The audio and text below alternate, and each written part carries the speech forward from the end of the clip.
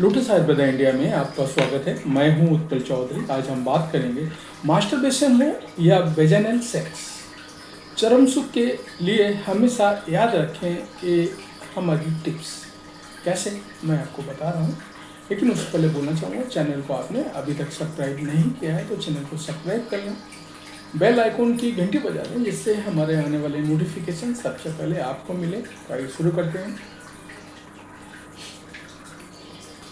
आज भी महिलाएं फीमेल ऑर्गेज्म के बारे में खुलकर बात नहीं करती हैं। बात जब भी सेटिस्फेक्शन की आती है तो हम सभी मेल ऑर्गेज्म तक ही सीमित रह जाते हैं, परंतु इस बात पर बात करना बेहद ज़रूरी है। सेक्सुअल रिलेशनशिप में फीमेल ऑर्गेज्म का एक बहुत बड़ा महत्व है। आमतौर पर कई ऐसे सेक्सुअल पार्टनर्स हैं जिन्हें फीमेल ऑर्गेज्म के बारे में बहुत कम जानकारी होती है। फीमेल ऑर्गेज्म तक पहुंचना बेहद मुश्किल नहीं है। केवल 3 सीक्रेट्स को फॉलो कर आसानी से फीमेल ऑर्गेज्म को अचीव किया जा सकता है। डियर लेडीज, आपको चरम सुख तक पहुंचने में मदद करेंगे हमारी ये 3 टिप्स। कैसे मैं आपको बता रहा हूँ। फीमेल प्लेजर स्पॉट की जानकारी है जरूरी। फीमेल क्लिटोरिस और जी स्पॉट फीमेल ऑर्गेज्म को बेहद आसान और प्लेजरेबल बना देता है। क्लिटोरिस बेहद संवेदनशील होती है और ज़्यादातर महिलाओं को ऑर्गेज्म तक पहुंचाने के लिए इसे स्टिमुलेट करने की जरूरत पड़ती है। क्लिटोरिस फीमेल रिप्रोडक्टिव पार्ट में मौजूद एक छोटा सा अंग है, परंतु क्लिटरी लगभग 15 सेंटीमीटर यानी 6 इंच के डायमीटर इतनी इरेक्ट हो सकती है।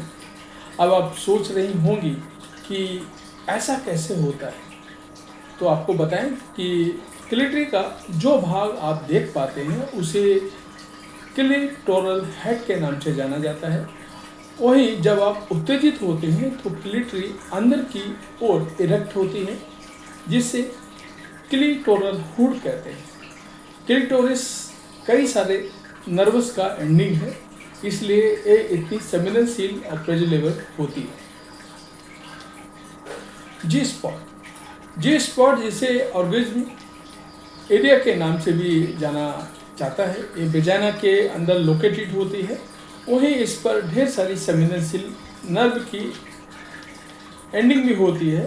हालांकि जी स्पॉट के सभी लोग एक्सप्लोर नहीं कर पाते हैं। इसे एक्सप्लोर करने के लिए आराम से अपनी उंगली को वेजाइना के अंदर डालें और उसे कर्ल करें। जिस भी एरिया में आपको अधिक सेंसेशन महसूस हो उस एरिया को स्टिमुलेट करें। आपके लिए ऑर्गेज्म तक पहुंचना बेहद आसान हो जाएगा। फोरप्ले को दे अधिक समय। हेल्दी ऑर्गेज्म तक पहुंचना है तो सेक्सुअल एक्टिविटी परफॉर्म करने के पहले फोरप्ले को समय देना जरूरी है। फोरप्ले केवल बेड पर ही नहीं बल्कि आप एक दूसरे को एक्साइटेड करने के लिए ऑफिस ब्रेक में भी नॉटी टेक्स्ट भी कर सकती हैं। वहीं इंटरकोर्स को अधिक मज़ेदार बनाना है तो oral sex, massage, sensitive parts को छूना आदि जैसी गतिविधियों में भाग लें। वहीं फोरप्ले में किसिंग का एक बेहद महत्वपूर्ण रोल होता है। वहीं फोरप्ले के लिए अपने पार्टनर से सलाह लें कि फोरप्ले के किस मूव से वो अधिक उत्तेजित होंगी।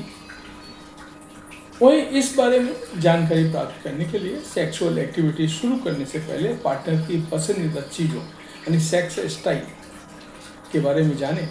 कौन सा उनको ज़्यादा पसंद है, किस तरह से वो सेक्स करना चाहते हैं। दोनों के बीच अंडरस्टैंडिंग होगी तो सेटिस्फेक्शन दोनों को ही मिलेगा। सेक्स लाइफ को बेहतर बनाना है तो एक दूसरे के बॉडी को एक्सप्लोर करना बेहद ज़रूरी है। ज़रूरत पड़ने पर सेक्स टॉय और अन्य प्लेजरेबल टूल्स का इस्तेमाल आप दोनों कर सकते हैं, परंतु हाइजीन और सेफ्टी का पूरा ध्यान रखें। Female friendly sexual position try करें। ऑर्गेज्म प्राप्त करने के लिए महिलाओं के अनुसार सेक्सुअल पोजीशन की ध्यान रखना भी जरूरी है। आमतौर पर महिलाएं सेक्सुअल पोजीशन के बारे में खुलकर बात नहीं करती हैं, परंतु आपको इस बात में बात करनी चाहिए।